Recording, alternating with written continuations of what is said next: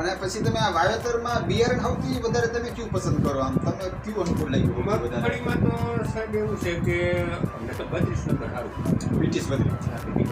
બરોબર.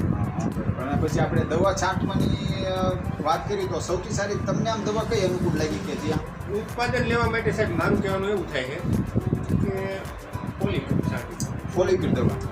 ફોલિક્યુડ દવા છાંટવાથી તમને એવું લાગે છે કે ઉત્પાદન આમ બહુ વધી જાય જો એને છેલ્લે ખૂબ આવે ખૂબ બરાબર. ઓકે, ચલો નમસ્કાર દોસ્તો, હું નિલેશ કુમાર હરેકૃષ્ણ એગ્રોમાંથી છું અને કિસાન કા અનુભવ સિરીઝ આપણે ચાલુ કરી છે. તો આપણો એક જ મકસદ છે કે કિસાન ભાઈઓનો આપણે અનુભવ લેવાનો છે અને દરેક કિસાન ભાઈઓનો અનુભવ આપણે જાણીશું, જેથી કરીને બધા કિસાન ભાઈઓ સૌથી સારી પ્રેરણા લઈ પોતાનું સૌથી સારું ઉત્પાદન લઈ શકે.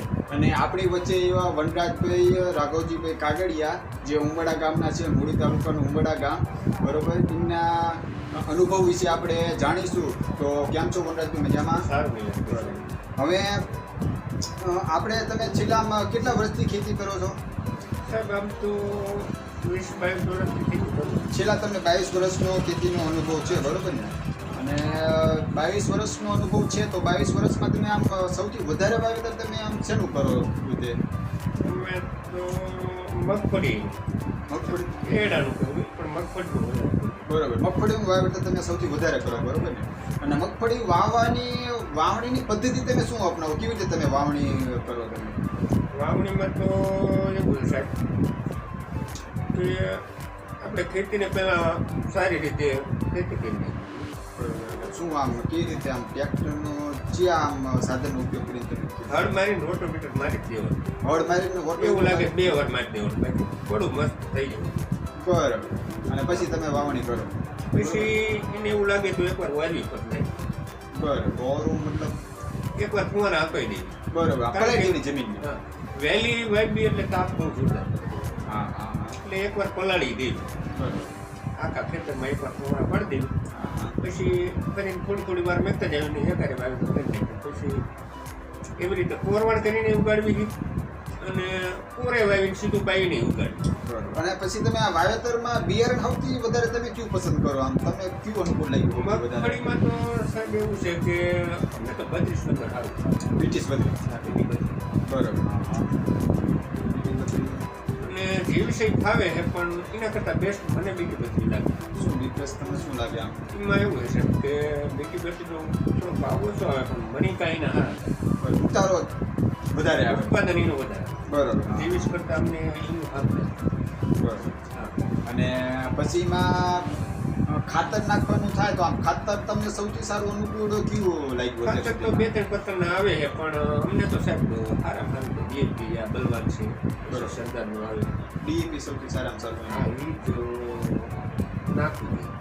અને પછી આપણે દવા છાંટવાની વાત કરી તો સૌથી સારી તમને આમ દવા કઈ અનુકૂળ લાગી કે જે જો આમ મગફળીમાં તો એવું છે કે મોલો મચ્છી આવે તો એ સામાન્ય દવાથી વહી જતી હોય બરોબર.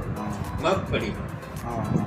અને એને ઉત્પાદન લેવા માટે સાહેબ મારું કહેવાનું એવું થાય છે કે ફોલિક્યુડ છાંટવું. ફોલિક્યુડ દવા. હા, ફોલિક્યુડ દવા છાંટવાથી તમને એવું લાગે છે કે ઉત્પાદન આમ બહુ વધી જાય? જો એને છેલ્લે ખૂબ આવે ખૂબ બરોબર. પછી બીજા નંબરમાં એના સૂર્યા થોડોક એનો ફોલિક્યુડ છાંટવાથી શું હોય ગ્રોથ થતો હોય ઓછો થાય. સાહેબ પાછો પણ એટલે સૂર્યા રહે ને સાપ જાજા મેકીએ. બરોબર. નાગર જાજા બે. અને છેલ્લે ફોલિક્યુડ છાંટેલી હોય ન છાંટેલી હોય ને ઉતારામાં થઈ ઉતારામાં મતલબ કે આપણે 200 ગ્રામ જોખતા હોય અમને પછીનો ઉતારો કાઢતા હોય મગફળીમાં એક ચલાણ હોય છે તો 5 હાથનો પોઈન્ટનો ફેર પડે જ નહીં. કોઈ નાનો ઉતારો બરોબર. હા હા. એટલે ફોલિક્યુડ તો 3 થી 4 છંટકાવ કરવા જ જોઈએ મારું કહેવાનું એવું. બરોબર. મગફળી વાવી હોય તો ફોલિક્યુડ છાંટવું ફરજિયાત છાંટવું જોઈએ. અને પછી આપણે બીજી કોઈ દવા ખરી કે તમે આમ નિંદામણ નાશક કોઈ દવા વાપરતા હોય કે એવું કે? મારું કહેવાનું તો એવું થાય કે મારું જો તમને સાહેબ કહું પોતાનું તમે તમારું જ કહો. મારું જ કહું તો તમારે તો બીટી બત્રી વાવવાનું જ વધારે મજા આવે. બરોબર. એટલે અમે એને સાયન્સ બરોબર. સાયન્સ. હેમરભાઈ હેમર મતલબ એમાં ટ્રેક્ટર ન હાલે એવી રીતે બરોબર. ભેગા છોડ. હા હા. એટલે એવી રીતે વાવી દેવી અને સફેદ નામની દવા આવે. સફેદ બધામાં કંપનીનું સફેદ આવે. હા હા વાવીને 25 થી 30 દિવસનો છોડવો થાય ને 25 દિવસની આજુબાજુ પછીનો છંટકાવ કરી દેવી એટલે ખડ નાનું હોય એટલે બધું ખડ સાફ હોય. બરોબર. નિંદામણ નાશકમાં એ તમને સફેદ. હા અમુક જો કે 100% તો વયું જ જાય. બરોબર અને મગફળી થોડીક સ્પાઈસી પડતી એવું લાગે પણ ખમણી થોડી ખારી થાય, બરોબર કાળક પકડે બરોબર. એટલે એ દવા બેસ્ટ છે. અને પછી આમ માની લો કે અત્યારે ઘણી બધી નવી ખેતીની ટેકનોલોજી આવી છે, ઘણી બધી પદ્ધતિ છે, જેમ કે ફુવારા પદ્ધતિ છે, ટપક પદ્ધતિ છે. આવો તમને અનુભવ ખરો કે મગફળીમાં તો ફુવારા જ સારા, સૌથી સારા ફુવારા? ટપકોટ કરતા ફુવારા સારા. બરોબર. અને વરસાદ ખેંચાણો હોય તો આપણે થોડું ઝડપથી પાણી ભલે ઓછું દેવી હા હા પણ આપણું ખેતર ફૂંકાય નહીં ઝડપથી નહીં કે બરોબર. બે આંતર પલ્લી જાય તેમ નાખી. હા એવું પેલી જાય તો એને ટૂવા મેકી દેવી ખરા ઝડપથી. બરાબર. હા હા ચોમાસામાં એવી તો પ્રશ્ન થતો હોય. અને પછી અત્યારે હલર જે ઘણી બધી પ્રકારના આવ્યા છે, તો હલરમાં તમારું શું કહેવું થાય? કેવું તમને હલરમાં? કલરમાં તો એવું કહે છે કે જે મારી આગળ છે એ જ મને બેસ્ટ લાગે. એમાં એવું છે કે હલર તો માણસો ઓછા હોય અને અત્યારે માણસોનો પ્રોબ્લેમ રહે જ છે.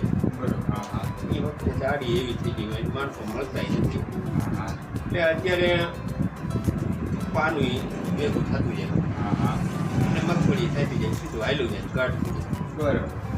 જાય બેસ્ટ લાગે. તમારો અનુભવ જે આમ અસર લાગતો એ જ તમારે કહેવાનું છે કે આ આપણા માટે બહુ સારી વસ્તુ છે. હા અને એક તો ક્યારેક તો વરસાદના એવા લોચા હોય એક તો હરુમતું હોય ના તે તો એ ઝડપથી નીકળી તો જાય હાથમાં આવી જાય પણ બગડે બધું. હલર માટે તો આ નવી ટેકનોલોજી મને એ ગમે. બરોબર. એ સારી હા. બધાને આપવી. હા બધાને અપનાવી આપણો ખર્ચો થાય પણ હાથમાં આવી જાય. હાથ ને. અને પછી આપણે ફુવારા મતલબ દવા છાંટવાના ઘણી બધી ટેકનોલોજી છે, જેમ કે વાપરતા હોય કે પંપથી છાંટતા હોય કે ઘણા બધા ઓલા ટ્રેક્ટરથી છટાવે છે, હા. પછી ઓલા ટાંકો હોય છે, તો એમાં તમને સૌથી સારું શું કે અનુભવ ખરો તમારે? અનુભવ તો કરો એમાં શું વ્યાજ હોય તો ટ્રેક્ટરથી નથી કઈ નખાય પણ આ તો ન વ્યાજ હોય તો પંપ તો લેવા જ પડે. બરાબર. ટ્રેક્ટરથી છાંટવા એમાં સારું રહે. ઝડપથી પતી જાય બીજું શું જાજા વાવેતર કરેલા હોય તો પછી હવે ચા આવે એ બધું વખાણ કરવું. બરાબર. તો એ ટેકનોલોજી 200-300 પંપ છાંટવાનું હોય તો એ ચીડી પૂરું પડે. મોટા વાવેતરમાં બેવા તો છાંટવાનું થાય જ. હા. અને હવે તમને શું એવું લાગે છે અત્યાર સુધીમાં સારું શું રહ્યું એવું લાગે? અત્યાર સુધીમાં તમે આમ કઈ પદ્ધતિ એવી અપનાવી હોય કે જેના કારણે તમને ઉત્પાદનમાં સારું રહ્યું હોય, કામકાજ કરવામાં આમ સારું રહ્યું, એવું કંઈ આમ પદ્ધતિ કરી તમે પોતાની? એક મારા મેં જોયેલું છે અને ઘણા કરે છે મિની ફુવારા આવે છે. બરોબર. મિની મિની ફુવારા ફુવારો નાનો આવે ને આ આખા ખેતરમાં લગાડી જ દેવાનો.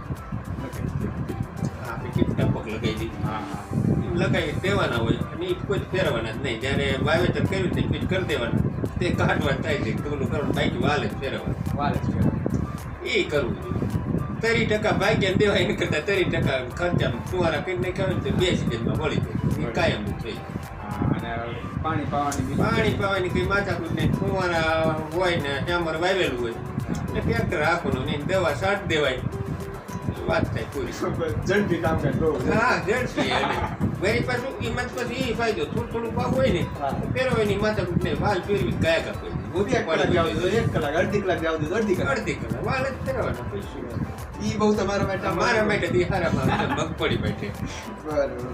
તમને શું લાગે અત્યાર સુધી આમ કઈ ભૂલ કરતા આવતા હતા કે જેના કારણે આપણને આમ બહુ લોસ જતો હતો, નુકસાન જતું હતું, એવું કંઈ ખરું તમારું? તો કરતા જ આવતા હતા. હવે ક્યારે નાકે પાણી વાળતા જાય અને હાંયથી હાંકવામાં નીંદવામાં નીમાં રહેતા હતા. બરાબર. એટલે મોટી ખેતી ટૂંકમાં ન કરી એકવી થોડું ઘણું આપણા પૂરતું કરી હતી. બે ત્રણે મણિકા ભાઈ મોટી ખેતી કરવામાં એવી રીતે ન થાય. આવું કંઈક હોય તો માનો છે કે દાળિયાનું ન પૂરું પડે અને આ દવાનું મને આ સખેતનું સારા થાય અને હું બી જ વાપરું. હા કદાચ એક જ જણ હાથ પેરો કરાવવો પડે ભલે બાકી કંઈ કરાવવું પડતું નથી. હા કંઈ નુકસાન એવું બહુ નથી. અને તમને શું લાગે છે આમ સુધારો વધારો શું આમ કરી શકાય હોય કે જેથી કરીને આપને સૌથી સારું ઉત્પાદન મળી શકે એવું કે આમ તમારા માઇન્ડમાં ખરો કે આ સુધારો કર્યો હોય તો સૌથી સારામાં સારું આપણને સૌથી સારામાં સારું તો એ છે કે મગફળી વાવી હોય તો ફુવારા સિસ્ટમ હોવી જ જોઈએ. ફરીથી હોવી જ જોઈએ. તો વધારે ઓલી મિની નહીં તો આ બરાબર તો જ પૂરું પડે ને પાણી પૂરું. પાણી અને ઉપાડવા વખતે તે ફુવારા જોઈએ તે કારણ કે 15-20 મિનિટ નાખીને તરત ઉપાડી દેવાનું તો ફુવારા ઓછા થઈ જાય. હા અને ટ્રેક્ટર હાલી બરાબર થોડુંક પાયું તો ચાલે કારણ કે 2 ઇંચ પલાળવાનું. બરાબર. નીચે પૂરવું એટલે રાપ નીચે બેવે નહીં હા એટલે એટલીથી કપાઈ જાય વીણવામાં સરળતા પડે બરાબર. અને થોડી ઓછી આવે અને કરે ઓછું. મતલબ ફુવારા હોય તો જ ખોખાનું સારું રહે નકર તો રહે નહીં. ન કરવાનો. ઓકે ચલો નમસ્કાર દોસ્તો. તો આ તો આપણે ખેડૂત ભાઈઓનો સૌથી સારામાં સારો અનુભવ. તો ખાસ કરીને તમે પણ અપનાવજો અને તમને હે ને આપણે સ્ક્રીન ઉપર તમને વોટ્સએપ QR કોડ દેખાતો હોય છે, યુટ્યુબ QR કોડ દેખાતો હશે અને ઇન્સ્ટાગ્રામનો QR કોડ દેખાતો હશે. એ QR કોડને તમે સ્કેન કરો, ગૂગલ લેન્સનો ઉપયોગ કરીને એ QR કોડને તમે સ્કેન કરો અને અમારા વોટ્સએપ ગ્રુપમાં જોઈન થઈ જાઓ, યુટ્યુબ ચેનલને સબસ્ક્રાઈબ કરો અને અમારા ઇન્સ્ટાગ્રામમાં પણ તમે ફોલો કરો, જેથી કરીને આવી જ રીતે નવા વિડીયો નવા ખેડૂત ભાઈનો અનુભવ તમને જલ્દીથી મળતા રહે. Okay thank you.